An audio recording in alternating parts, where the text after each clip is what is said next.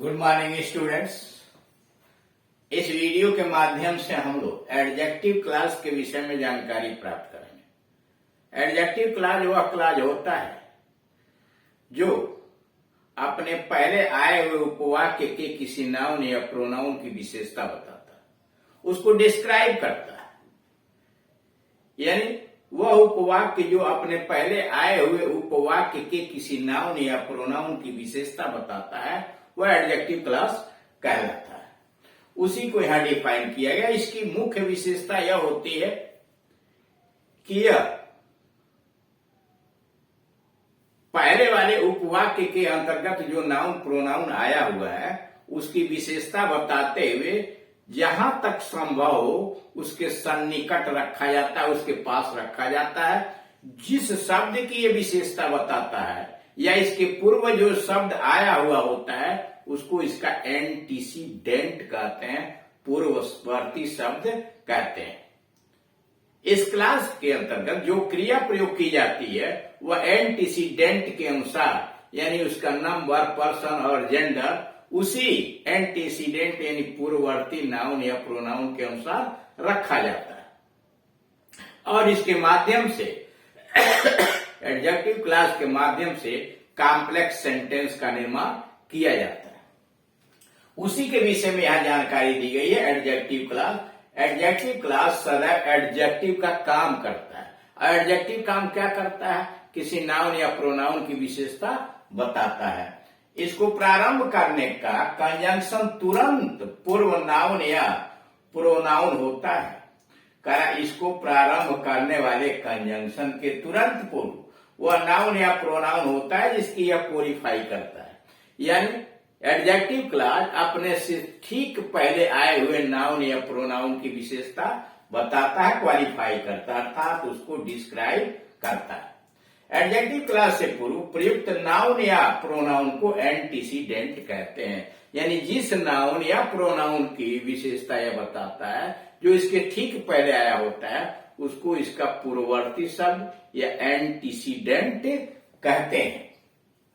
Adjective class अपने antecedents की विशेषता प्रकट करता है, उसे साधारण से विशेष बनाता है और उसके अर्थ के विस्तार को सीमित कर देता है। एडजेक्टिव क्लास के कंजंक्शंस कुछ विशेष रिलेटिव प्रोनाउंस या रिलेटिव एडवर्ब्स होते हैं। कारण एडजेक्टिव क्लास जहां से शुरू होता है वह कंजंक्शन जो होता है कुछ विशेष रिलेटिव प्रोनाउन या रिलेटिव एडवर्ब्स होते हैं। इन रिलेटिव प्रोनाउंस का नंबर, पर्सन और जेंडर यानी जो रिलेटिव प्रोनाउन आएगा उसका नंबर, पर्सन और जेंडर वही होता है जो एंटीसीडेंट का होता है। एडजेक्टिव क्लास के कंजंक्शन का प्रयोग एंटीसीडेंट के अनुसार होता है। कौन सा कंजंक्शन लगेगा एडजेक्टिव क्लास के साथ वह उसके एंटीसीडेंट यानी पूर्ववर्ती शब्द पर निर्भर होता है और उन्हें साथ साथ प्रयोग किया जाना चाहिए। यानी जहां पूर्ववर्ती शब्द है वहीं से एडजेक्टिव क्लास भी होना चाहिए। जैसे ऐसा है मैंने एक आदमी को देखा who was carrying a basket, जो एक टोकरी लिए हुए था। इसमें ऐसा ए मैन एक प्रिंसिपल क्लास है, who was carrying a basket यह एडजेक्टिव क्लास है। यानी इस वाक्य में ऐसा ए मैन प्रिंसिपल क्लास है और who was carrying a basket adjective class है। जो प्रिंसिपल क्लास में आए हुए नाउन मैन यानी हम मैन देख रहे हैं, ऐसा ए मैन को डिस्क्राइब करता है। यानी इस वाक्य में who was carrying a basket पहले उपवाक्य में आए हुए मैन की विशेषता बताता है। अतः दो सिंपल सेंटेंसेस को जोड़कर एक कॉम्प्लेक्स सेंटेंस बनाने के लिए यह देखना पड़ता है कि कौन सा सेंटेंस किस सेंटेंस के नाउन या प्रोनाउन को डिस्क्राइब करता है। यानी जब दो वाक्यों को जोड़ करके एक कॉम्प्लेक्स सेंटेंस बनाना होता है तो वहां यह देखना होता है कि कौन सा वाक्य किसी दूसरे वाक्य के किसी नाउन या प्रोनाउन को डिस्क्राइब कर रहा है, उसकी विशेषता बता रहा है। जो सेंटेंस डिस्क्राइब करने का कार्य करता है यानी जो वाक्य डिस्क्राइब करने का कार्य करता है उसे एडजेक्टिव क्लास बनाते हैं और दूसरे वाले को प्रिंसिपल क्लास बना देते हैं। जैसे आई आस्क्ड हिम, मैंने उससे पूछा, एक वाक्य हुआ। ही टोल्ड मी नथिंग, उसने मुझे कुछ नहीं बताया। ये दो वाक्य हैं, इनको जोड़कर कॉम्प्लेक्स सेंटेंस बनाना है। इन दो वाक्यों में क्या संबंध है यह पहले देखेंगे। या कि पहले वाक्य के प्रोनाउन हिम, यानी यह जो आया है आस्क्ड हिम, यह जो प्रोनाउन है हिम को दूसरा वाक्य डिस्क्राइब कर रहा है। हिम आगे ही हुआ है। आई आस्क्ड हिम, मैंने उससे पूछा। He told me nothing, he told me nothing him को डिस्क्राइब कर रहा है। अतः पहले को प्रिंसिपल, इस क्लास को प्रिंसिपल बना दिया और दूसरे को एडजेक्टिव क्लास बना के कॉम्प्लेक्स सेंटेंस बन जाएगा। जैसे आई आस्क्ड हिम, मैंने उससे पूछा। ही को हटाया, वहां डाल दिया हु टोल्ड मी नथिंग।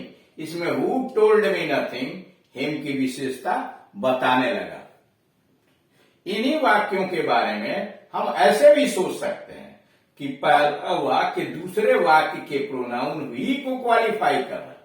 हम उलट के भी तो सोच सकते हैं इन्हीं वाक्यों के बारे में कि पहला वाक्य दूसरे वाक्य के प्रोनाउन ही को क्वालिफाई करता है, तब निम्न कॉम्प्लेक्स सेंटेंस बनेगा। ही whom I asked, he whom वह जिससे हमने पूछा, told me nothing.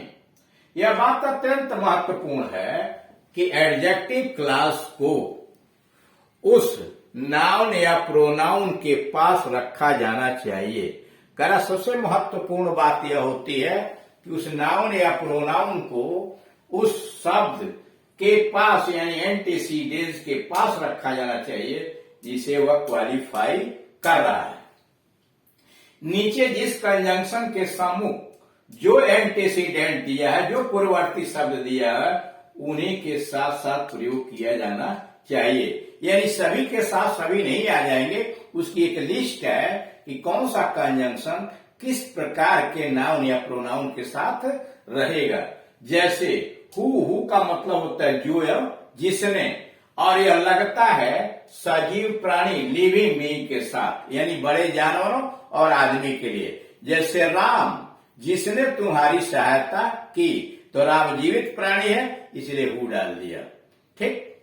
The horse, घोड़ा, हु रैन वेरी फास्ट, घोड़ा बड़ा जानवर है उसके लिए ही आप डाल सकते हैं। यानी हु केवल सजीव प्राणियों के लिए आता है। हुम का मतलब होता है जिसको, जिसे, यह भी केवल सजीव प्राणियों के लिए आता है। लड़का, जिसको तुमने देखा, दी बॉय हुम यू सा, जिसको तुमने देखा, हुम यू सा इज माई क्लासमेट, वह मेरा सहपाठी है। हुज, जिसका, जिसकी, जिसके, यह सजीव तथा निर्जीव दोनों के लिए लग सकता है। जैसे वह लड़का कहाँ है, वेयर इज दी बॉय, जिसकी साइकिल गुम हो गई है, whose bicycle, where is the boy, boy सजीव है, whose bicycle has been lost, जिसकी साइकिल खो गई है। कमरा, द रूम, जिसकी खिड़कियां बड़ी हैं, हुज विंडोज, कमरा हुज विंडोज, यानी कमरा निर्जीव है, उसका, जिसका, जिसकी के लिए भी हुज का प्रयोग किया जाता है। यानी हुज का प्रयोग पॉजेसिव केस के अंतर्गत सजीव निर्जीव दोनों के लिए आता है। विच जो है केवल निर्जीव वस्तुओं के लिए आता है, नॉन लिविंग के लिए आता है, और मतलब होता है जो, जिसने, जिसे या जिसको। दैट, जो, जिसने, जिसे या जिसको, या कुछ विशेष परिस्थितियों में, यह बात के लिए, थिंग के लिए भी आता है, सजीव निर्जीव दोनों के लिए आता है। ऑल हो, एनी हो, नो हो, नन हो, नथिंग हो, मच हो, लिटिल हो, ओनली हो, या इनसे बने हुए कोई शब्द हो, एवरीथिंग के बाद कारा दैट का प्रयोग थिंग के लिए भी आता है। All, any, no, none, nothing, या इनसे बना हुआ कोई शब्द सजीव निर्जीव कोई भी हो, मच, लिटिल, ओनली हो, एवरीथिंग के बाद दैट का प्रयोग किया जाता है, हु या विच का प्रयोग नहीं किया जाता है। सुपरलेटिव डिग्री का एडजेक्टिव आया है तो उसके बाद जो कि अंग्रेजी दैट आती है।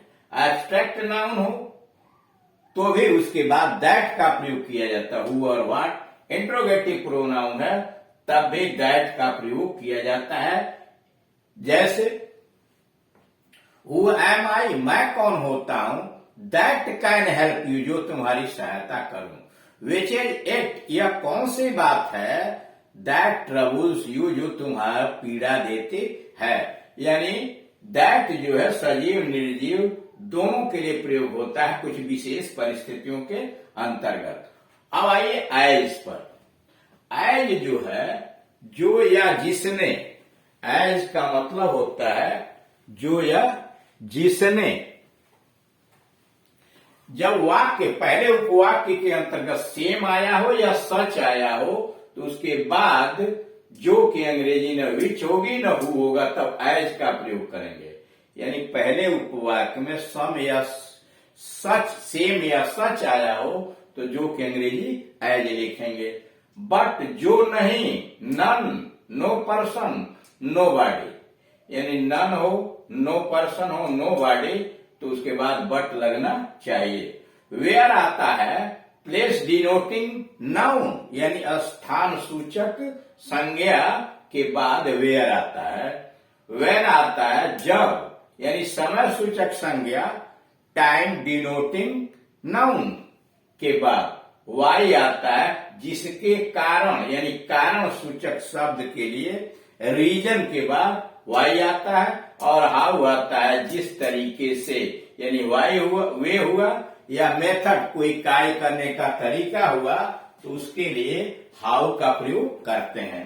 तो इस तरह से आप देख रहे हैं कि एडजेक्टिव क्लास को बड़े सावधानी पूर्वक बनाया जाता है और जोड़ा जाता है। इसमें मुख्य बात आपने यह जाना कि एडजेक्टिव क्लास वह क्लास होता है जो अपने पहले आए हुए नाउन या प्रोनाउन की विशेषता बताता है, यानी यह उसको डिस्क्राइब करता है।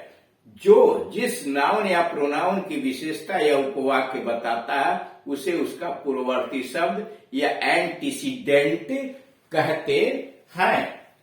और यह ध्यान रखा जाना चाहिए कि एडजेक्टिव क्लास सदैव उस एंटीसीडेंट के साथ ही शुरू किया जाना चाहिए। अब एडजेक्टिव क्लास के द्वारा कॉम्प्लेक्स सेंटेंस का निर्माण किया जाता है। यह देखा जाता है दो वाक्यों के अंतर्गत कि कौन सा वाक्य किसी दूसरे वाक्य के किसी नाउन या प्रोनाउन की विशेषता बता रहा है। यानी जो वाक्य विशेषता बता रहा उसे एडजेक्टिव क्लॉज में चेंज कर देते हैं और दूसरे को प्रिंसिपल क्लॉज रहने देते हैं और जोड़ देते हैं। किस कंजंक्शन से एडजेक्टिव क्लॉज बनता है यह आपके सामने सूची दी गई है और इन्हीं की सहायता से एडजेक्टिव क्लॉज का निर्माण करते हैं। Thank you.